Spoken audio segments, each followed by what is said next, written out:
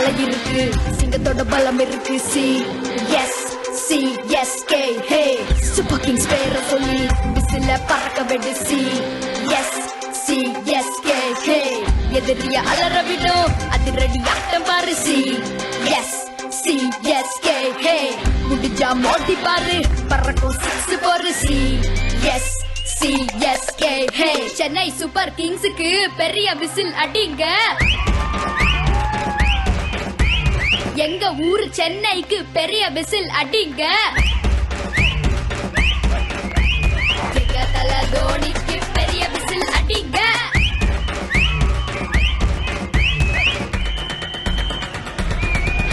ஏ ரைட்ல அடி ஏ லெஃப்ட்ல அடி ஏ ஆஃப்ல அடி ஏ ஆன்ல அடி ஏ லாங்ல அடி ஷார்ட்ல அடி புல்ல அடி வெளிய அடி சென்னை சூப்பர் கிங்ஸுக்கு கோடி விசில் அடிங்க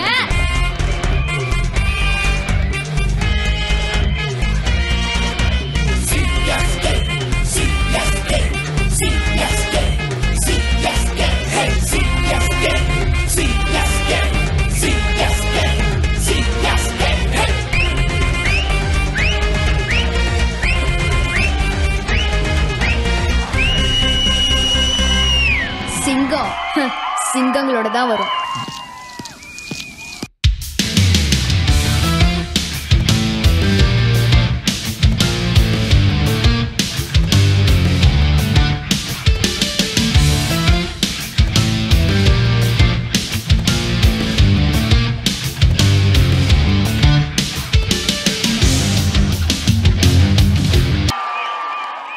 எனக்கு தெரிஞ்சு ஒரு விளையாட்டு வீரர் தன்னுடைய இறுதி காலத்துல விளையாட்டுல இருக்கும் பொழுது இப்படி ஒரு கொண்டாட்டத்தோடு அணுகப்பட்டிருப்பாரா ஒவ்வொரு ஆட்டத்திலையும் அப்படி பார்த்தா தெரியல நமக்கு. ஏன் தோனியை பத்தி பேச நினைச்சேன் அப்படின்னா தமிழர்களின் வாழ்வில் தமிழர்களின் மனங்களுக்குள் இடம் பிடிப்பது என்பது இருக்குல்ல அது ரொம்ப கடினமான காரியம். பல்வேறு டெஸ்ட் ஆசிட் டெஸ்ட் வச்சு தான் தமிழை முடிவு பண்றான். அப்படி இன்னைக்கு தோனியை தமிழ்நாடு மொத்தமும் தன் மாநிலத்து ஆளா தன் ஆளா கொண்டு வரதுக்கான காரணம் இருக்குல்ல அது ஏன்னு பேசுவதற்கான முயற்சியா தான் இந்த ஷோவை வடிவமைத்தோம். தமிழர்கள் ஏன் தோனியை கொண்டாடுகிறார்கள்னு. தோனி ஒவ்வொரு முறையும் சென்னையில் சேப்பாக்க ஸ்டேடியத்தில் இறங்கும் போது இருந்த ஆரவாரம் இருக்குல்ல அப்படி தோனியை நான் இவ்வளோ பெரிய கூக்குரலோட வரவேற்பேன் அப்படின்னா உங்கள் இருவரில் யார் மிகச்சிறந்த சவுண்டோட வரவேற்பீங்க?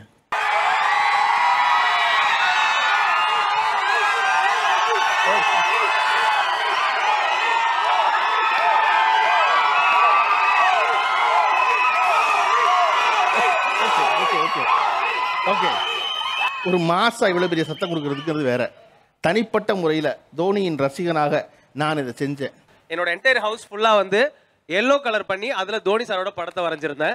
என்னை எங்கள் ஊரில் கொஞ்சம் ஏன் இந்த மாதிரிலாம் பண்ணுறது பைத்தியகாரத்தனமாக இருக்குன்னு சொன்னாங்க. அப்பா அம்மா கிட்ட பர்மிஷன் கேட்டேன். இந்த கலர்லாம் யாரும் பண்ண மாட்டாங்களே அப்படி சொன்னாங்க. ஜெர்சியில் இருக்குல்ல பண்ணலாம் அப்படின்னு சொன்னேன். அதே மாதிரி எல்லோ கலர் பண்ணிட்டேன் சார். வீடு ஃபுல்லாக தோனி சாரோட படத்தை வரைஞ்சி சென்னை சூப்பர் கிங்ஸ் அந்த லோகோலாம் ஒரு வீடு சைஸுக்கு வீடு ஃபுல்லாக கம்ப்ளீட்டாக பண்ணி முடிச்சிட்டேன் சார். அப்புறம் வீட்டில் இருக்க புல்லட் எல்லோ கலர், வீட்ல இருக்க 2 ஸ்கூட்டி எல்லோ கலர், வீட்ல இருக்க வாலி எல்லாமே எல்லோ கலர் தான் சார். ஓகே, வீடே எல்லோ கலர் தான். ஆமா சார். எனக்கு 1.5 இயர்ஸ் பாப்பா இருக்கா. அவளுக்கு என்ன புரியும் வீட்ல எல்லாம் கேட்பாங்க. பட் ஆனா இந்த டெய்லி தோனி சார் பத்தி சொல்லி தான் அவளுக்கு நான் மேட்ச் இருந்தா காட்டுறது எல்லாம் ஃபைனலுக்குமே அவளுக்கு அந்த டி-ஷர்ட் போட்டு வச்சு அவரை பார்க்க வச்சிருப்பேன். அந்த அளவுக்கு கிரேஸ். பழைய புராண கதையெல்லாம் சொல்லி புள்ளைக்கு சோறு ஊட்டுற மாதிரி. ஆமா sir, daily motivation Dhoni sir தான். ஓகே, ஐ மீன் ரிலேஷன்ஷிப். ஸோ உனக்கு தோனி முக்கியமா நான் முக்கியமான்ற கொஸ்டின் தோனி தான் முக்கியம்னு லைக் 15 days எந்த கால் மெசேஜ் எதுவுமே இல்லை. அதுக்கப்புறம் அவங்களா திருப்பி ஓகே உனக்கு தோனி தெய்வம் மாதிரினா நான் ஒரு ஓரமா இருந்துட்டு போறேன் அப்படின்ற அளவுக்கு நடந்துருச்சு லைஃப்ல. இப்போ அவர் இருக்க ரிலேஷன்ஷிப் இருக்கு. இப்போ வரும்போது ஸ்டோரி போடுறதா இருந்தா என்ன ஒன்னு பிளாக் பண்ணிட்டு ஸ்டோரி போடுங்க, என்னால அதை பார்க்க முடியாது அந்த அளவுக்கு. நீங்க சொன்ன ஒரே இடத்துல உங்களுக்கும் அவருக்கு மட்டும் நடந்திருக்கும் யார் முக்கியங்கிறது. ஆமா, இப்போ நான் இவ்வளவு நிறைய சபையில கேக்குறேன், தோனி முக்கியமா அல்லது அவர் முக்கியமா? இல்ல அவர் கண்ணு மாதிரினா தோனி ஹார்ட் மாதிரி அப்படி சொல்லிக்கிறோம். இந்த கண்ணு எங்க அப்பா, இந்த கண்ணு அவரு. இப்போ நீங்க தோனி முக்கியம் தான் சொல்றீங்க, வேற என்ன சொல்ல முடியும்? தோனி தான் முக்கியம். நான் கொஞ்சம் ப்ரொஃபஷனலாக பண்ணலான்னு சொல்லி ரெஸ்டாரண்ட் ஸ்டார்ட் பண்ணேன் சிஎஸ்கே நேமில். ஓகே, அது கோயம்புத்தூர் ஸ்டார்ட் பண்ணேன். ஆல்மோஸ்ட் ஒரு 2-3 இயர்ஸில் ஒரு 10 பிரான்ச் அங்கே ஸ்டார்ட் பண்ணிட்டோம். 20 பிரான்ச் மேலே ஸ்டார்ட் பண்ணிட்டு ஒரு 10 ஊருக்கு மேலே நம்ம ரெஸ்டாரண்ட் இருக்குங்க இப்போ. ஓகே, சிஎஸ்கே நேமில் பிஹெச்டி பண்ணிட்டு இருக்கேன். இது நான் 9th ஸ்டாண்டர்ட் படிக்கும் போது எழுதினேன் நான் தோனியை பற்றி கவிதை. 7ஆம் தேதியில் 7ஆம் மாதத்தில் பிறந்து 7 என்ற எண்ணை கொண்ட 7ஆம் அறிவே நீதான் 8ஆம் அதிசயமோ என்றோ வியந்தேன். பிஹெச்டி டாபிக் என்னமா? Mosquito related sir. இப்போ அவங்ககிட்ட கேட்ட கேள்வி கேட்குறேன். மஸ்கிட்டோ பற்றி பத்திர ஆராய்ச்சி முக்கியமா தோனி முக்கியமா? இன்னும் அமைதியாயிட்டீங்க. நீங்க பழிச்சுட்டு சொல்ல வேண்டாமே, வாழ்க்கை கொசுவை பத்தி பண்ற ஆராய்ச்சி தான் முக்கியம், அதுக்கு தான் போவேன்னு ஒரு சின்ன தயக்கம் இருக்கு. டோனி தல்ல மஜல்ல எங்க கிட்ட போட்டி போடு முன்னால விசில போடு மஜிலியா சிஎஸ்கே மேட்ச பார்த்தா நாங்க குஜிலியா ஏல ஏல எங்க தல டோனி எங்க தல்ல கூட மேட்ச் போட வாணி எங்க தல டோனி எங்க தல்ல கூட மேட்ச் போட வாணி ஏல எல்ல அம்மா எல்ல இன்னல்ல டோனி தல்ல மஜால எங்க கிட்ட போட்டி போடு முன்னால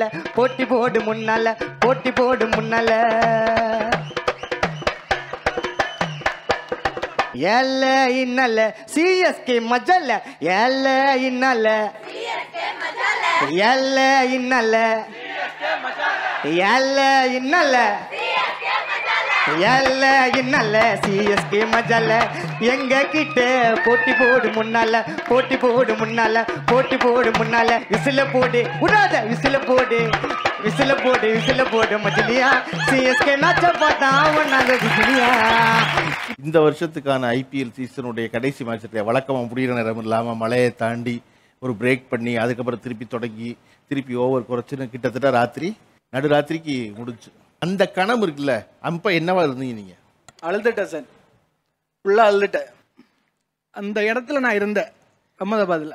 ஓகே. ஸோ ஒரு அரை மணி நேரம் ஃபுல்லாக அழுதுட்டு தான் இருந்தேன். அவர் எப்போ ரிட்டையர்ட் ஆகும்னு நம்மளால சொல்ல முடியாது, அவர் அதுக்கு ஆசைப்படவும் மாட்டார். ஸோ இந்த வாட்டி இந்த சீசன் ஃபுல்லாக அவருக்காக மேட்ச் பார்க்க போய் அவருக்கு ஒரு நல்ல ஒரு ஃபேர்வெல் கொண்டு வரணும்னு சொல்லிட்டு அதுக்கு தான் போயிருந்தேன். பட் ஆனால் இது ஃபேர்வெல் இல்லைன்னு அவரே சொல்றாரு. இருந்தாலும் அவர் இல்லைன்னா கூட அப்படிதான் நினைச்சிட்டு இருந்தேன். நான் முட்டி ரொம்ப பிரச்சனையா இருந்தது. ஸோ அவர் எப்போ போவாருன்னு தெரியாது. இப்போ கூட சொல்லலை, ஆனால் ஆஃப்டர் 9 months தான் முடிவு எடுப்போன்றது சொல்லியிருக்காரு. ஸோ சப்போஸ் ஃபைனலாக இருந்துச்சுன்னா அந்த காலத்துல நம்மளால எவ்வளவு பண்ண முடியுமோ அது பண்ணோம், அவ்வளோ. அது இந்த இடத்துல லாஸ்ட் ஓவர்ல பேச்சு மூச்சு கிடையாது. சுத்தி இருக்கவங்க ஜெயிச்சிருவோமா தோத்துருவோமா, ஒரு 6 கிடைக்குமா, ஒரு 4 கிடைக்குமா, எதுவுமே இல்லை சார். ஒரு போனை வச்சுட்டு அப்படியே உட்காந்துருந்தார் ஸ்டண்ட் சார்.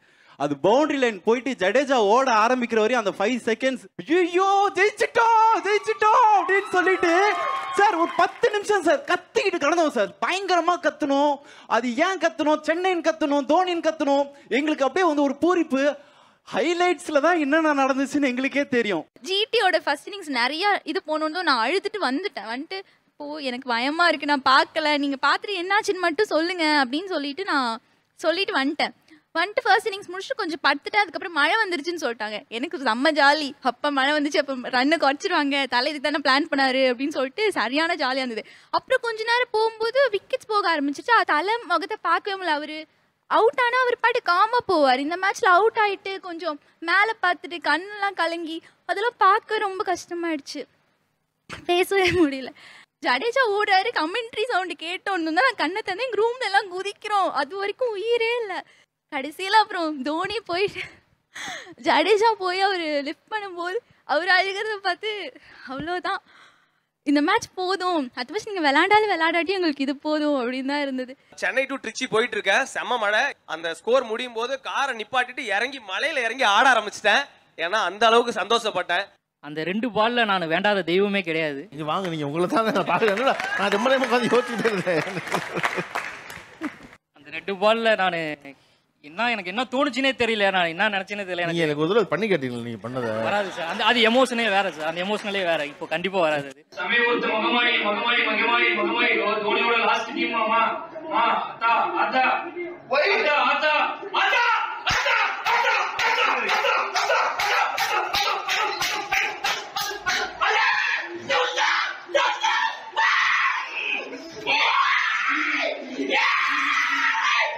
சார்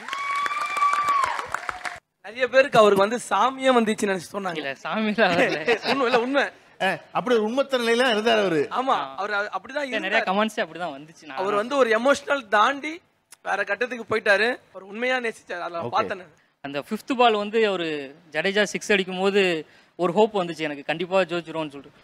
4 போனோடனே எனக்கு இப்போ கூட ஷிவரிங் ஆகுது, ரொம்ப கஷ்டமா இருக்கு. 4 போனோடனே என்னால என்ன பண்ணணுங்கிறதே தெரியல. அந்த மாதிரி நான் எமோஷன் ஆகிட்டேன். தேங்க்யூ தலை, தேங்க்யூ ஸோ மச். ஆக்சுவலி நாங்கள்லாம் வந்து சிஎஸ்கே ஜெயிக்கணும் அப்படின்னு நாங்கள் சியர் பண்ணிட்டு இருந்தோம். பட் சில குஜராத்தி ஃபேன்ஸ் வந்து தோனி தோக்கணும், சிஎஸ்கே தோக்கணும் அப்படிதான் கத்திட்டு இருந்தாங்க. அவங்க குஜராத் கத்தவே கிடையாது. சிஎஸ்கே தோக்கணும், தோனி தோக்கணும். எனக்கு செம்ம கடுப்பாச்சு. நான் ஒன்றுமே பண்ணல. இந்த விசில் எடுத்தேன். நான் வந்து அவங்க 6 பேர் கத்துனாங்க. அவங்க 6 பேருக்கு வரல கேட்கக்கூடாது, நம்ம விசில் மட்டும்தான் கேட்கணும்னு ஒரு பயங்கரமா விசில் அடிச்சேன். 2 பேரும் வேகமா விசில் அடிச்சா விசில் சத்தம் மட்டும் தான் கேட்டுது அந்த பெவிலியன்ல ஃபுல்லா. இப்போ இவ்வளவு தூரம் தோனியை வந்து கொண்டாடி பேசுறீங்கல்ல, நான் தோனியை என்னுடைய தலையா நான் நினைச்ச தருணம் இது. இந்த இடத்துல நான் தோனி என்னுடைய தலையா நினைச்சேன்னு எது சொல்லுவீங்க? ஃபர்ஸ்ட் நான் அவரை மைக்கேல் ஏஞ்சலோ கூட கம்பேர் பண்ணுவேன். சிஸ்டன் தேவாலயத்தில் அவர் ஒரு சிற்பி, ஆனால் ஒரு ஓவிய வரைய சொல்லி அவர் கம்பல் பண்ணாங்க. அவர் கடினப்பட்டு தான் அந்த மைக்கேல் ஏஞ்சலோ அந்த இப்போ பைபிளாக இருக்கிற சிஸ்டன் தேவாலயங்களை வரைஞ்சார். அதே மாதிரி அந்த டிசிப்ளின், தன்னோட கோச்சோட டிசிப்ளின் படி தான் ஒரு ஃபுட்பால் விக்கெட் கீப்பராக இருந்தவர் கிரிக்கெட்ல விக்கெட் கீப்பராக மாறினார். அந்த டிசிப்ளின், இண்டிவிஜுவல் டிசிப்ளின். அதுக்கப்புறம் ஆஸ்திரேலியாவில் ஒரு சீரிஸ் ஜெயிச்சதுக்கப்புறம் இன்பிட்வீன் ஓவர்ஸ் ஒரு 2 தான் இருக்கும்போது ட்ரெஸ்ஸிங் ரூமுக்கு மெசேஜ் போகும் க்ளவுஸ் எடுத்து வர சொல்லி. என்னன்னா, ஜெயிச்சதுக்கப்புறம் நீங்க யாரும் ஓவரா செலிப்ரேட் பண்ண வேண்டாம். ஏன்னா இந்தியா வந்து ஓவரா செலிப்ரேட் பண்ணா இவங்க என்னைக்கோ ஜெயிச்சிட்டாங்க, ஒன் டைம் ஒண்டர், கத்துக்குட்டி, அண்டர் டாக்ஸ் அப்படின்னு அது வரைக்கும் பேர் இருந்தது. நம்ம ஜெயிச்சு இது எங்க ஹேபிட், இனி இதுதான் வழக்கம், நாங்க புதுசா மாத்துவோம், இந்தியாவோட ட்ரெண்ட் இனி மாறுங்கிறத அழுத்தமா அதே டைம் அமைதியா சொன்னாரு. ஸோ அந்த டைம்ல இருந்து இன்ஸ்பிரேஷன் 2004க்கு முன்னாடி தான் அவரை ஃபாலோ பண்ணிட்டு இருக்கேன்.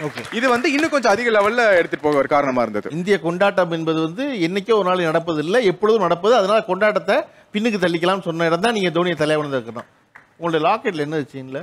லாக்கெட்ல தோனி 7 லாக்கெட்ல கொஞ்சம் ஜூம் பண்ணீங்கன்னா இங்க சிஎஸ்கே மோதிரம் அண்ட் கோல்டுல, சில்வர்ல வந்து எம்எஸ்டின்னு போட்ட மோதிரம், கையில தோனி எடிஷன் வாட்ச்.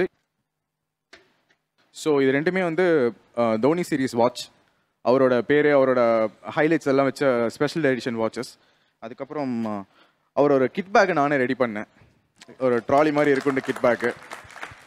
அதுக்கப்புறம் ஸோ எங்கள் விசில் போர்ட் ஆர்மி ரதம், இது நானே உருவாக்குனது. சும்மா ஒரு பஸ்ல பெயிண்ட் அடிச்சு. நீங்க பண்ணதா? அது நான் பண்ணது. ஓகே. ஆக்சுவலி இதுதான் அந்த எம்எஸ்டி பொம்மை. இதை வந்து தான் ஃபோட்டோ ஷூட் எடுத்து எனக்கு ஆக்சுவலி விசில் போர்ட் ஆர்மி டீமுக்குள்ள வர்றதுக்கும் இவங்க எல்லாம் எனக்கு ஒரு ஃபேமிலியாக கிடைச்சதுக்கு மெயின் ரீசன் இதுதான். ஸோ நான் இது மாதிரி நிறைய இமேஜினேட்டிவாக மற்ற பொம்மையெல்லாம் வச்சு கிரியேட் பண்ணி ஒரு தோனி ஒரு ஃபோட்டோ ஷூட்ஸ் நிறையா பண்ணியிருக்கேன். அப்புறம் இது வந்து ஒரு முன்னாடி ஒரு பர்டிகுலர் பென் பிராண்டுக்கு பிராண்ட் அம்பாசிடர் இருந்தார். ஸோ அப்போ வந்து அந்த ஆட்டோகிராஃப் போட்ட இது அவர் 2004 தான் டீமுக்கு வந்தார். நான் அவர் இந்தியாவே நைரோபிக்கு ஆடினார். அப்போ தான் ஒரு பர்டிகுலர் நியூஸ் பேப்பரில் அவரை பற்றி நியூஸ் படித்தேன். அப்போ இருந்தே நான் அவரை ஃபாலோ பண்ணிட்டு இருக்கேன். பேப்பர் படிக்கிற காலத்துல அவரை ஃபாலோ பண்ணிட்டு இருக்கேன். என்ன பண்ணிட்டு இருக்கீங்க? இப்போ நான் அட்வொகேட்டா இருக்கேன். என் ப்ரொஃபஷனுக்கு அவரோட இண்டிவிஜுவல் ஸ்கோர்ஸ் 148 சிபிசியில் வந்து extension of time, article 224 in சிஆர்பிசியில் சார்ஜஸ் வித்ராவல், ரயாட் 148ல வந்து ரயாட் காசிங் டெட்லி வெப்பன்ஸ், இது எல்லாமே வந்து இவரோட ஸ்கோர்ஸை வச்சு நான் ஞாபகம் வச்சு என்னோட தொழிலையும் நான் மேம்படுத்திட்டு இருக்கேன். So this is super. இப்போ இவ்வளவு தூரம் தோனியை வந்து கொண்டாடி பேசுறீங்கல்ல, நான் தோனியை என்னுடைய தலையா நான் நினைச்ச தருணம் இது. இந்த இடத்துல நான் தோனி என்னுடைய தலையா நினைச்சேன்னு எது சொல்லுவீங்க? சார், சின்ன வயசுல ஆரம்பிச்ச காதல் சார் இது. எங்க டியூஷன்ல வந்து ஒரு அக்கா இருப்பாங்க, அவங்களும் நானும் வெறித்தனமான தோனி ஃபேன். ஸோ 2 பேரும் என்ன பண்ணுவோம்னா, எங்களுக்கு தெரிஞ்சவங்க கிட்ட இருந்து தோனியை பத்தி இன்ஃபர்மேஷன் கலெக்ட் பண்ணி எனக்கு தெரிஞ்சது அவங்க கிட்ட சொல்றது, அவங்களுக்கு தெரிஞ்சது இதை மாதிரி தான் சார் டியூஷனுக்கு நாங்கள் போறதே மெயின் ரீசனே இதுதான் சார். ஃபர்ஸ்ட் வந்து எந்த டீமாக இருந்தாலுமே எந்த மேட்சாக இருந்தாலும் அவங்க டீம் வின் பண்ணிடுச்சா, சரிப்பா வின் பண்ணிச்சு தூங்கலாம் அப்படின்னு தான் இருப்பாங்க.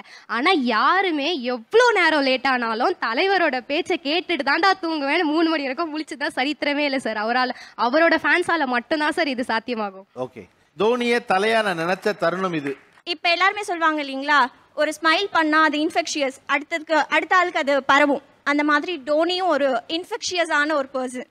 அவரை பற்றி பேச ஆரம்பித்தாலே எல்லாருக்கும் வந்துட்டு அந்த வைப்பில் கண்டிப்பாக அவரோட ஃபேன் ஆகிடுவாங்க. என்னை பொறுத்த வரைக்கும் நான் அவர் வந்துட்டு ஒரு கிரேட் லீடராக பார்க்குறேன்.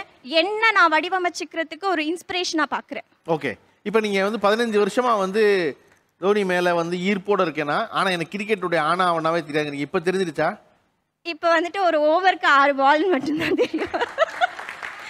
ஆனால் தோனியை பற்றி வர எல்லா நியூஸஸும் மட்டும் படிப்பேன். அதே மாதிரி அவர் பேசுகிற எல்லா வீடியோஸுமே பார்ப்பேன். ஓகே, கிரிக்கெட் மேல மோகம் இல்ல. ஓகே, தோனி மேல அவரை வந்து ரொம்ப பிடிக்கும். I really admire him most. ஏன்னா அவர் பேசுற ஒவ்வொரு வார்த்தையிலும் ஐ see him as a leader, not just a cricketer. Dhoni வந்து தலை அப்படின்றதுக்கு என்ன இவ்வளோ பேர் சொன்னதில்ல, அவருடைய காம்னஸ் தான் முக்கியமாக சொல்லியிருப்பாங்க. நம்ம வந்து கேலண்டர் டேட் கழிக்கிறோன்னு வச்சுங்களேன், அதிலே ஒரு பழமொழி எழுதிருக்கோம், இன்பத்தையும் துன்பத்தையும் ஒரே மாதிரி இருப்பார், வெற்றியும் தோல்வி ஒரே மாதிரி இருப்பார். ஆனால் மனுஷனால் அது முடியவே முடியாது.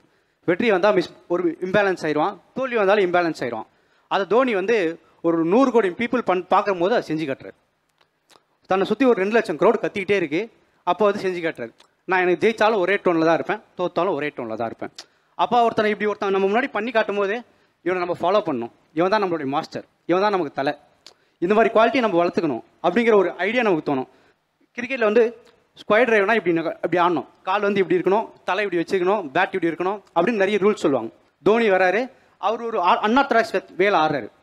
அதன் பிறகு ஒரு நாள் சொல்கிறாரு, என்ன சொல்கிறாருன்னா, கிரிக்கெட்டே வந்து காம்ப்ளெக்ஸான கேம் கிடையாது, ரொம்ப சிம்பிளான கேம், ரொம்ப காம்ப்ளெக்ஸ் பண்ணுறாங்க. ஃபார் எக்ஸாம்பிள் கோல்ஃப் இருக்குன்னு வச்சுக்கோங்க, கோல்ஃப் ஒரு ஓட்டையில் போட்டால் தான் உங்களுக்கு பாயிண்ட். ஆனால் கிரிக்கெட் அப்படி கிடையாது. நீங்கள் ஸ்ட்ரெயிட்டில் அடிக்கணும் ஆசைப்படுறீங்க, பேட்டில் எட்ஜ் ஆகி பின்னாடி போகுது பால், அது 4 போனாலும் 4 தான், 6 போனாலும் 6 தான். நீங்கள் ஸ்ட்ரெயிட்டில் அடிக்க தான் ட்ரை பண்ணீங்க, உங்களுக்கு ஸ்ட்ரெயிட்டில் அடிச்சா 2 அப்படின்லாம் சொல்ல மாட்டாங்க. பின்னாடி போனாலும் 6 தான், பின்னாடி போனாலும் 4 தான். அதே மாதிரி தான் கீப்பிங்கும். நீங்கள் பிடிச்சா சவுண்டு வரக்கூடாதுலாம் சொல்லுவாங்க. தோனி பிடிச்சா சவுண்டு வரும், அந்த மாதிரி ப்ராப்ளம்லாம் இருக்குது. அவர் பிடிச்சா அவுட், அவ்வளோதானே, நான் எப்படி பிடிச்சா உனக்கு என்ன. அது ரொம்ப சிம்பிளிஃபை பண்ணிடுவார். நம்ம எல்லா விஷயத்தையுமே வேற ஒரு பெர்ஸ்பெக்டிவ்ல பாருங்க. இந்த டோட்டலாக ஒரு ட்ரெடிஷ்னல் பெர்ஸ்பெக்டிவ் சொல்லுவாங்க, அப்படி பார்க்கணும்னு அவசியம் இல்லை, வேற ஒரு பெர்ஸ்பெக்டிவ்ல நீங்கள் அதை பார்க்கலாம். தமிழ்நாட்டின் செல்ல பிள்ளையாக தோனி மாறிய தருணம் இது என்று பேசிக் கொண்டிருக்கிறோம். நம்முடைய இணைந்து கொள்ள ஒரு ரொம்ப சுவாரஸ்யமான ஒருத்தர் இருக்காரு. தோனியை ரொம்ப விரும்புகிற, தோனிக்காக பலமுறை சமைப்பதற்காக தோனி போராட்டமெல்லாம் பயணப்பட்ட செஃப் சேகர் அவர்கள். நீங்க முதல்ல தோனிக்கு சமைக்க போன நாள் எது, எந்த நாள் ஞாபகம் இருக்கு உங்களுக்கு? IPL 2013-14 சன்ரைசர்ஸ் ஹைதராபாத் டீம் வந்து லான்ச் பண்ணுறாங்க. ஃபஸ்ட்டு சிஎஸ்கே மேட்சோட அவங்க ஆடுறாங்க, ஹோம் டீம் அகெயின்ஸ்ட் சிஎஸ்கேன்னு சொல்லி வராங்க. எல்லாருக்குமே ஒரே குஷி, இருக்கிறது ஹைதராபாத், ஆனால் சென்னை வருது அப்படின்னு சொன்னோன்னே நம்ம மண்ணு பாசத்தில் ஆமாம் நம்மளால வர்றாங்க நம்மால் வராங்க அப்படின்னு சொல்லிட்டு. ஓகே, தோனி வராருன்னா எங்களுக்கு ஒரு பெரிய சேலஞ்ச் என்னன்னா பால் ஏற்பாடு பண்ணுறது, பசும்பால் ஏற்பாடு. உங்களுக்கு வந்து அந்த லிஸ்ட்டில் இருந்துச்சு அவருக்கு பால் தான் வந்து பிரதான உணவுன்னு? அதுதான் ஃபஸ்ட்டு லிஸ்ட்லேயே, பசும்பால் கொடுக்கணும். எனக்கு இன்ஃபர்மேஷன் வந்து ராத்திரி 1 மணிக்கு. ஹைதராபாத்தில் வந்து இருக்கிற இடத்தெல்லாம் அலசி இருக்கிற தட்டி பார்த்து யாருக்கிட்டையும் வந்து காலையில் 5 மணிக்கு தான் சார் பால் கறப்போம் அப்படின்ட்டாங்க. அடுத்ததுலேருந்து நாங்கள் சொல்லிட்டோம், தோனி எங்களுக்கு இன்ஃபார்ம் பண்ணால் மேனேஜர்கிட்ட சொல்லிட்டேன், நீங்கள் ஒரு மாடை வரவழைச்சு ஹோட்டலில் கட்டி விட்டுருங்க. ஓகே, அப்போ அந்த மாதிரி வரப்போ பார்த்தீங்கன்னா டைம் எல்லாம் இருக்காது. நம்மளுக்கு பிடிச்சவர் வராரு அப்படின்னு சொன்னால், அது கறக்காத மாடாக இருந்தாலும் கூப்பிட்டு வாயா வந்து பாலை கறந்து கூட, எனக்கு முதல்ல எனக்கு பால் வேணும், ஒரு 2 லிட்டர் பாலாவது.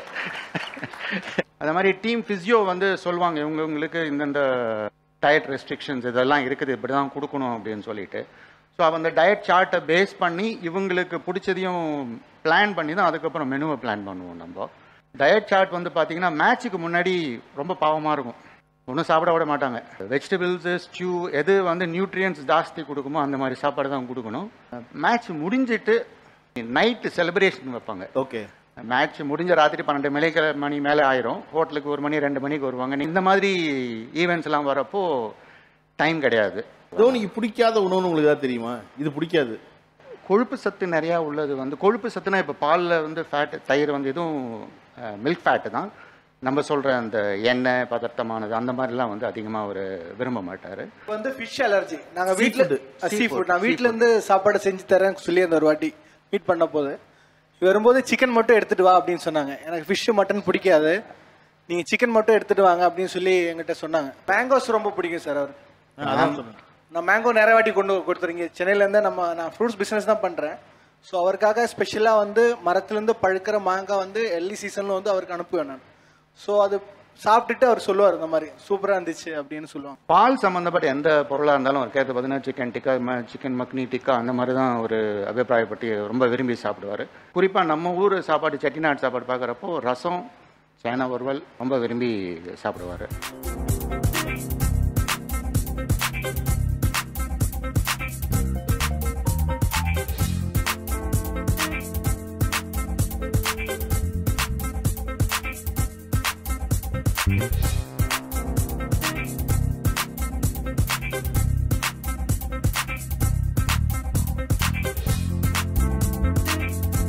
இதுதான் அவருடைய ஃபேவரட்டா?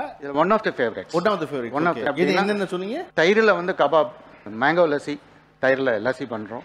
அப்புறம் கேரட் அல்வாவில் கோவாலாம் போட்டு பால் சம்மந்தப்பட்ட விஷயங்களை போட்டு கேரட் அல்வா பண்ணுறோம். எல்லாம் பால் சம்மந்தப்பட்டது தான். ஆமாம், ஒரு மெயின் இன்க்ரீடியன்ட் பால் சம்மந்தப்பட்ட ஒரு மெயின் இன்க்ரீடியன்ட் அதில் இருக்கும். ஓகே, அது இது வந்து அவருக்கு நம்ம சவுத் இந்தியன் நம்ம சேனை வறுவல், அது அவருக்கு ரொம்ப பிடிக்கும்.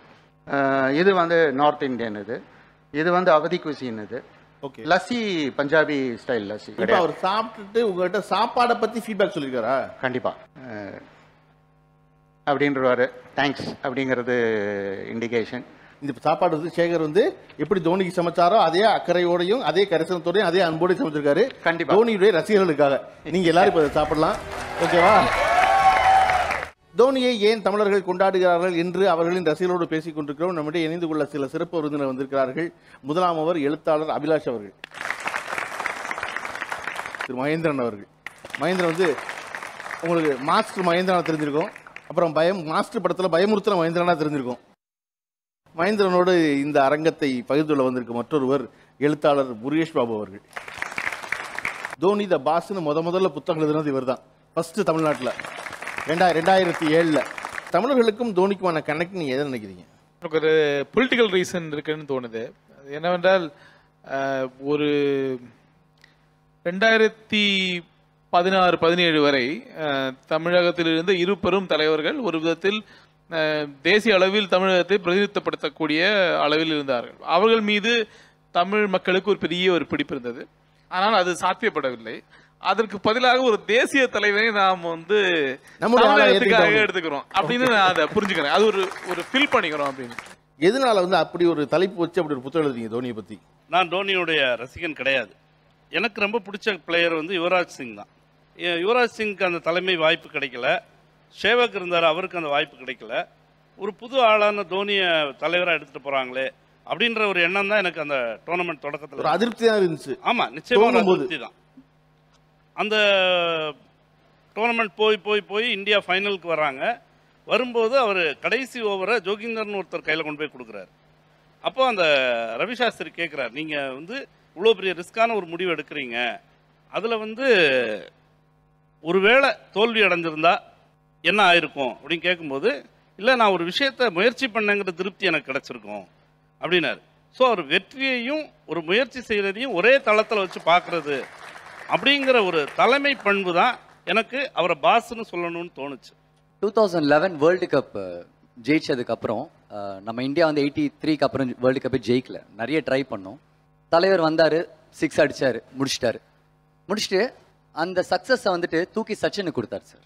அன்னைக்கு அவர் தலைவர் செஞ்சார், தூக்கி அவரோட சக்ஸஸை தூக்கி கொடுத்தாரு. இன்னைக்கு இந்த 23ல நீங்கள் பார்த்தீங்கன்னா திருப்பி அது நடந்திருக்கு சார். ஜடேஜா அந்த சக்ஸஸை தூக்கி தோனி கொடுத்துருப்பாரு.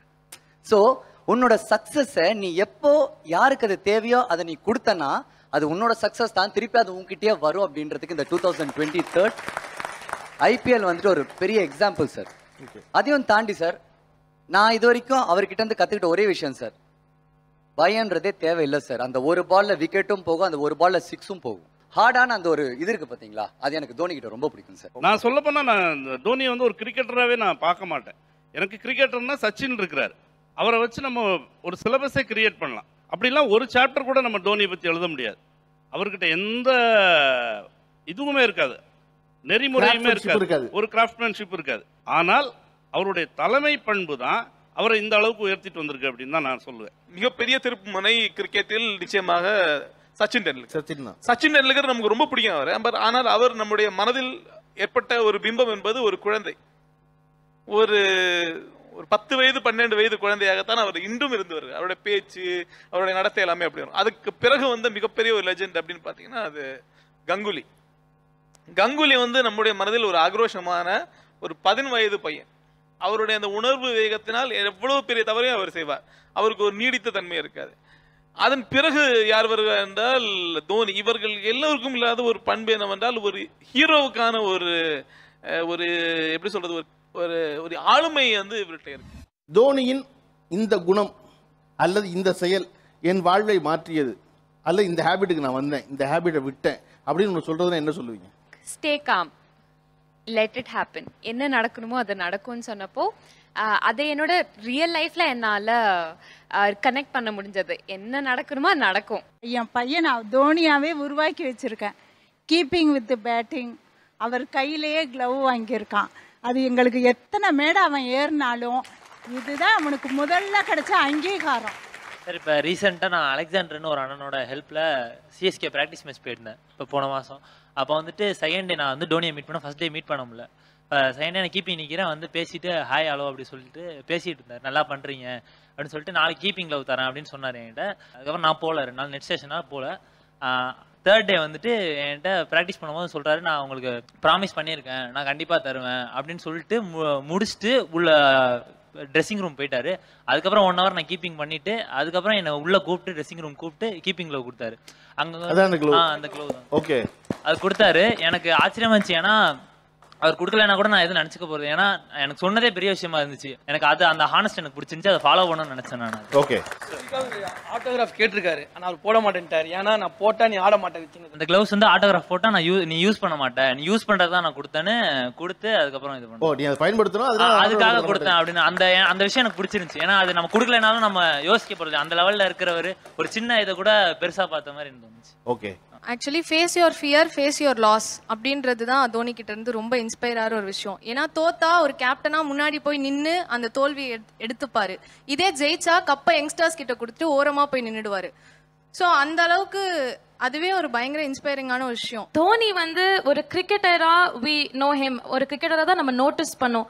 ஆனால் ஒரு பொண்ணா, ஒரு சென்னை பொண்ணா I start seeing him as a man more. டெஃபினட்டாக ஒரு அம்மா அப்பாவுக்கு நான் சொல்வேன் ஆக்சுவலாக வீட்டில் எனக்கு மாப்பிள்ளை தேடுறீங்கன்னா தோனியோட குவாலிட்டிஸ் இருக்கணும் ஃபர்ஸ்ட். செகண்ட் வந்து he should be a CSK fan, he should be a Dhoni fan. இந்த 3 கிரைட்டீரியா ஃபர்ஸ்ட் செக் பண்ணுங்க, அதுக்கப்புறம் தான் அந்த ப்ரொபோசலே எடுத்துன்னு வாங்கன்னு. So it's become like one standard. நம்ம வீட்லேயே நான் டெய்லி பூஜா ரூமில் போய் அந்த விளக்கு ஏற்றுட்டு அம்மாக்கும் அப்பாக்கும் எனக்கும் தோனிக்கும் ப்ரே பண்ணுவேன்.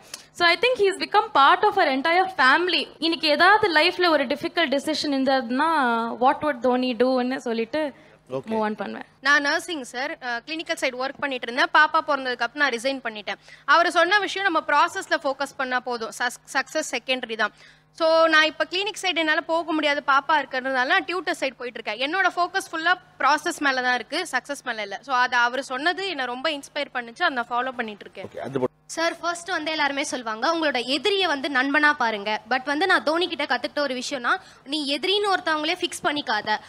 ஒரு வாட்டி என்ன ஆச்சுன்னா, இந்தியா வர்சஸ் பங்களாதேஷ் டூர் அப்போ தினேஷ் கார்த்திக் அவர்களும் தோனி அவர்களும் 2 பேருமே விக்கெட் கீப்பிங் செமையா பண்ணாங்க. ஸோ யாரை சூஸ் பண்ணுறதுல ஒரு பெரிய கன்ஃபியூஷன் இருந்துச்சு எல்லாருக்குமே. பட் வந்து அவங்க ப்ராக்டிஸ் பண்ணும்போது தோனி அவர்கள் வந்து பவுலிங் போட்டுட்டு இருக்காங்க தினேஷ் கார்த்திக் அவர்களுக்கு. ஸோ எல்லாருமே வந்து நீ ஏன்பா இப்படி இருக்க, நீ என்ன உன்னோட ஆப்போனண்ட்டுக்கு போய் நீ பவுலிங் பண்ணுறிய அப்படின்னு கேட்டதுக்கு, எனக்கு ஒன்றுமே பிரச்சனை இல்லையே, இதில் என்ன இருக்குது, நீங்கள் வந்தால் கூட நான் உங்களுக்கு பவுலிங் போடுவேன், நீங்கள் உங்களை நான் எதிரியாக பார்க்க மாட்டேன், யாரையுமே நான் எதிரியாக பார்க்க மாட்டேன்னு சொன்னாங்க. ஸோ அந்த கேரக்டர் எனக்கு ரொம்ப பிடிக்கும். I like how responsible he is. இப்போ நம்ம வந்து லிமிட்டட் சோர்ஸ் தான் எல்லாரும் சொன்னாங்க, on paper CSK is very weak, பவுலிங்லாம் சரியில்லைன்னு. பட் தோனி நான் என்ன நோட்டீஸ் பண்ணியிருக்கேன்னா, இவ்வளோதான் லிமிட்டட் சோர்ஸ், இந்த சோர்ஸில் வாட் 100% ஐ கேன் கெட். அந்த மாதிரி வைன் பண்ணாமல் எந்த விஷயத்தையும் பேசாமல் இவ்வளோதான் இருக்குது, இதை வச்சு நம்ம என்ன பண்ண முடியும். ஸோ அது வந்து I tried implementing in my life. Dhoni வந்து நான் பர்சனலி வந்து ஒரு புத்தரோட மறு அவதாரமாக தான் பார்ப்பேன், ஒரு கடவுள் மாதிரி. எப்படின்னா கடவுள் வந்து 2 வகையில் மனிதர்களை ரீச் பண்ணுவாங்க, ஒன்று ஃபிலாசபிக்கலாக, இன்னொன்று மிராக்கல் வழியாக. தோனி மிராக்கல் பண்ணி நான் பார்த்துருக்கேன், ஒரு ஃபிலாசபிக்கலாகவும் நான் பார்த்துருக்கேன். ஒரு கான்ஸ்பிரசி தெரிய மாதிரி தான். இப்போ புத்தர் வந்து நேபாளில் பிறந்தாரு, பீகார் வந்து முக்தி அடைகிறாரு. நீங்கள் ஆக்சுவலாக இந்த தோனியோட ஆரிஜின் பார்த்தீங்க அப்படின்னா, அவங்க அம்மா வந்து நேபாளி, அவங்க தேவகின்னு அவங்க அம்மா, அவங்களுடைய அவர் பகரின்ற ஒரு நேபாளி. அவங்க ஃபேமிலி வந்து உத்தராகண்ட்லேருந்து பீகார் தான் வராங்க. அதாவது புத்தரோட லைஃப் ட்ராவல் இருக்குல்ல, லிட்ரலி சேம் லைஃப் ட்ராவல் தான் தோனிக்கு இருக்கும். புத்த மதம் ரொம்ப வேகமாக பரவின ஸ்டேட்டுன்னு பார்த்தீங்கன்னா தமிழ்நாடு ரொம்ப வேகமாக பரவிருக்கும். அவர் தமிழ்நாட்டுக்கு வர ரொம்ப வேகமாக வர எடுத்துக்கிறாங்க. எல்லா ஃபிலாசபிலையுமே ஒரு விஷயம் சொல்லுவாங்க. என்ன சொல்லுவாங்க அப்படின்னா, வெற்றி வந்தாலும் சரி, தோல்வி வந்தாலும் சரி, இன்பம் வந்தாலும் சரி, துன்பம், உங்கள் மைண்ட் நிலையாக இருக்கணும். அதுக்கெல்லாம் அலைப்பாஞ்சிடக்கூடாது. அது ஒரு சர்க்கிள், லைஃப்பில் ஒரு சர்க்கிளில் ஒவ்வொன்றும் வந்துக்கிட்டே இருக்கும். எதுக்குமே தன்னை ஆட்கொள்ள போடக்கூடாது. எது நடந்தாலும் நம்ம காமாக கம்போஸ்டாக இருக்கும். ஆக்சுவலி எல்லா ஃபிலாசபியில் சொன்ன எல்லா விஷயமும் தோனி தன்னோட லைஃப்பில் ஃபாலோ பண்ணுற மாதிரியே இருக்கும். இன்னொன்று, நீங்கள் ஷோட சப்டைட்டில் சொல்லிட்டே இருந்தீங்க, தமிழர்கள் ஏன் தோனியை கொண்டாடுறாங்க, தமிழர்களுக்கு ஏன் அவர் ரொம்ப பிடிக்குது. ஆக்சுவலாக நான் வந்து தோனி வந்து இந்தியாவுக்கு ஆடும்போது எனக்கு ஒரு கிளப்புக்கு ஆடுற மாதிரி தான் இருக்கும். அவர் ஒரு கிளப் கிரிக்கெட் ஆடுறாரு. தோனி வந்து சென்னைக்கு ஆடும்போது ஒரு கண்ட்ரிக்கு அப்படி ஒரு ஃபீல் எனக்கு கிடைக்கும். ஏன் அப்படின்னா, தோனி வந்து சென்னைக்கு ஆடும்போது மட்டும் ரொம்ப அனிமேட்டடாக இருப்பார். நோபால்னு ஒருத்தன் கொடுத்துருவான், நேராக கிரவுண்டுக்குள்ளே போயிடுவார். அவுட் ஆகி பெவிலியனில் இருக்காரு. அவருக்கு 300 மேட்ச் ஆனவருக்கு தெரியும், அது ரொம்ப தப்பான விஷயம். ஆனால் அவரால் கண்ட்ரோல் பண்ணவே முடியாது. எனக்கு அது ஒரு முரணாக பட்டுகிட்டே இருக்கும். ரொம்ப ஃபிலாசபிக்கல் ஆனாலே ரொம்ப அனிமேட்டடாக மாறுது. அப்புறம் ஒரு ரிலேஷன் வருது. அவர் சென்னையோட ஆடும்போது மட்டும் ரொம்ப வெற்றியோட இன்க்ளைண்ட் ஆயிடுறாரு. அவருக்கு வந்து இந்த க்ரௌடு இருக்குல்ல, இந்த க்ரௌடோடைய அன்புக்கு அவர் என்ன கைமாறு பண்ணுறனே தெரியல. அவர் ரிட்டையர் ஆகணும்னு ஆசைப்படுறாரு. அப்படி ஆசைப்படுறவருக்கு வந்து அது அது அவர் ஏதோ ஒரு மனத்தடை கொடுத்துக்கிட்டே இருக்கு. இது அது எப்படி இருக்குன்னா, ஒரு நான் வந்து சன்னியாசம் போகிறேன்னு சொல்கிற ஹஸ்பண்ட் கிட்ட அவன் ஒய்ஃப் எப்படி அன்பை காமிச்சு நிறுத்துறாங்களோ அதே மாதிரி தான் இருக்கும். இவர் அன்பு காட்ட காட்ட காட்ட அவர் வந்து ரொம்ப இன்க்ளைன் வெற்றி நோக்கி போயிட்டே இருப்பார். ப்ராசஸ்னு பேசின ஒரு ஆள் வந்து வெற்றி நோக்கி நகர்ந்துகிட்டே இருப்பார். தோல்வி அடைந்து அவரால் ஏற்றுக்க முடியாது, மனம் உடைகிறாரு. வெற்றி ஆகிறத ரொம்ப கண் கலங்கி கொண்டாடுறாரு. நீங்கள் இந்தியாவுக்கும் அது மாதிரி தமிழர்களுக்கும் தோனிக்குமான கம்பேரிசன் சொல்லுவீங்க? ஃபர்ஸ்ட் எளிமை தான். கப்பு ஜெயிச்சுவாங்க, ஓரமாக நின்றுட்டு இருப்பாரு. நீங்கள் தமிழர்கள் வந்து எவ்வளோ பெரிய பணக்காரனாக இருந்தாலும் சரி, தன் வாழ்க்கையில் எவ்வளோ சாதிச்சாலும் சரி, அவங்க உடையிலேருந்து அவங்க பாவனையிலேருந்து எல்லாமே ரொம்ப எளிமையாக இருக்கும். நீங்கள் தோனி வந்து நான் டான்ஸ் ஆடின வீடியோ பார்க்க ரொம்ப கஷ்டமாக இருக்கும். பிடிச்சி தள்ளி விடுவாங்க டான்ஸ் ஆட. ரொம்ப கூச்ச சுபாவம் இருக்கும். தமிழர்கள் எல்லாருக்கிட்டையும் பார்த்தீங்கன்னா கூச்ச சுபாவத்தோடயே இருப்பாங்க. ஏஆர் ரஹ்மானே போய் ஜெயிச்சாலும் எல்லா புகழும் இறைவனுக்கேன்ற டோன்லேயே இருப்பார். எந்த ஒரு பெரிய மேடைக்கு போனாலும் அந்த லைம்லைட்லேருந்து ஒரு கொஞ்சம் கூச்சப்பட்டுக்கிட்டு வெளியே வரக்கூடிய ஆட்களாகவே இருப்பாங்க. இன்னொன்று நான் பர்சனலி பார்த்தோம், தமிழர் வந்து கொஞ்சம் நல்லா எடை போட்டுருவாங்க மக்களை, தன்னை சுற்றி இருக்க ஆள். அது பொலிட்டிக்ஸ்லையும் சரி எல்லா விஷயங்களும் நல்லா எடை போட்டுருவாங்க. தோனி வந்து எடை போடல மாஸ்டர்னு சொல்லுவேன். அவர் சிஎஸ்கேல ஒரு டீமை சேர்க்கிறார்ல, அது வந்து அவர் வேற லெவலில் சேர்க்கிறாருன்னு சொல்லுவேன். நீங்கள் சிஎஸ்கே விட்டு ஒருத்தன் வெளியே போயிடுவான், அவன் வேற டீமுக்கும் ஆடி இருப்பான். ஆனால் அவன் கடைசி வரைக்கும் சிஎஸ்கே புகழை மட்டும்தான் பாடிக்கிட்டே இருப்பான். ஒருத்தன் லாயலா இல்லையாங்கிறத ரொம்ப அழகாக ஸ்பாட் பண்ணிடுவார். ஆஸ்திரேலியாவில் ஒரு மேட்ச்சு, அந்த மேட்ச்சு தொடங்குற அன்னைக்கு காலையில் அங்கே இருக்கிற பேப்பரில் ரவிசாஸ்திரி ஒரு ஆர்டிக்கல் எழுதுறாரு. இந்தியன் டீம் வந்து எந்த வகையிலையும் விளையாடுறதுக்கே தகுதி இல்லாத டீமு, இப்படி ஒரு டீமை எடுத்துகிட்டு இவங்க இங்கே இவ்வளோ தூரம் வந்திருக்கிறாங்க, இந்த கிரவுண்டு பற்றி அவங்களுக்கு தெரியுமா, அது இதுன்னு நிறைய நெகட்டிவ் விஷயங்களோட ஒரு கட்டுரை எழுதியிருக்கிறாரு. அந்த கட்டுரை வந்து யார் படித்தாலுமே அப்செட் ஆயிடுவாங்க, அப்படி ஒரு கட்டுரை இது. ஆனால் அந்த மேட்ச்சில் இந்தியா ஜெயிக்குது. ஜெயிச்சு முடித்த உடனே ப்ரெசன்டேஷனுக்கு கால் பண்ணுறதுக்காக ரவிசாஸ்திரி தான் நிற்கிறார். நேராக போய் தோனி மைக்கை வாங்கி, சாரி சார் உங்களை நான் டிசப்பாயின்ட் பண்ணிட்டேன் அப்படின்னு ஆரம்பிக்கிறார். ஒன்னா ரவிசாஸ்திரிக்கு மூஞ்சியே இல்லை. அங்கே தான் நான் அவர் ஒரு தலைவராக பார்க்குறேன். Okay, super, very nice. சராசரியா ஓய்ந்து வந்து தோனியினுடைய வருகைக்கு கத்துவது போல கத்துவதாக இந்த ஷோவை ஆரம்பித்தோம். ஆனால் முடிக்கும் போது எல்லாருமே மனம் நெகிழ்ந்து என் வாழ்வில் இது மாறுது. எனக்கு ஒரு மாப்பிள்ளை பார்த்தா முதல்ல தோனி மாதிரி காமா இருக்கிற ஒருத்தர் தான் வேணும், தோனி மாதிரி அழகா இருக்க ஒருத்தர் அந்த பொண்ணு சொல்லவே இல்லை. தோனி மாதிரி அவ்வளோ காமா இருக்க குணத்தோடு இருக்க ஒரு ஆள் வேணும்னு சொல்கிறத தொடங்கி கிட்டத்தட்ட அவருக்கு புத்தருக்கு இணையாக கம்பேர் பண்ணுற வரையும் வந்து இருக்குது இல்லையா. தமிழர்களுக்கு ஒரு விஷயம் ரொம்ப பிடிக்கும், என்னன்னா யார் ஒருவரும் தனக்கு சின்சியராக இருந்தால் ரொம்ப பிடிக்கும். தோனி தமிழ்நாட்டுக்கு ரொம்ப சின்சியராக இருக்குது, அவனுக்கு அது முதல்ல தெரியும். ரெண்டாவது, நீங்கள் எல்லாரும் சொன்ன எளிமை, தன்னை முன்னிறுத்தி கொள்ளாமல் தன்னை பின்னிறுத்தி வேற ஒருத்தரை முன்னாடி தள்ளுனா தமிழை என்ன செய்வான்னா பின்னாடி இருக்கிறவனை கூப்பிட்டு தான் தலைவனாக்குவான். இதை எல்லாத்தையும் விட முக்கியமாக மூணாவது ஒரு குணம் இருக்குது, தமிழர்களுக்கு ரொம்ப பிடிச்ச குணம். அந்த குணம் என்ன அப்படின்னா, தலைவன் அடுத்து என்ன செய்வான்னு தெரியக்கூடாது அவங்களுக்கு. அது தோனிட்டு இருக்கு. தன் வீட்டு அண்ணனை போல, தன் வீட்டு வழிகாட்டியை போல, தன்னுடைய தலைவனை போல எல்லாருக்குள்ளேயும் இடம் பிடிச்சது இருக்குல்ல, அதுதான் அவருடைய மிகப்பெரிய வெற்றின்னு நினைக்கிறேன். அந்த வெற்றி தொடரட்டும். அவருடைய ஓய்வு பெறும் அறிவிப்பு இன்னும் பல ஆண்டுகளுக்கு தள்ளி போட்டுன்னு உங்களைப் போலவே நானும் வேண்டேன்.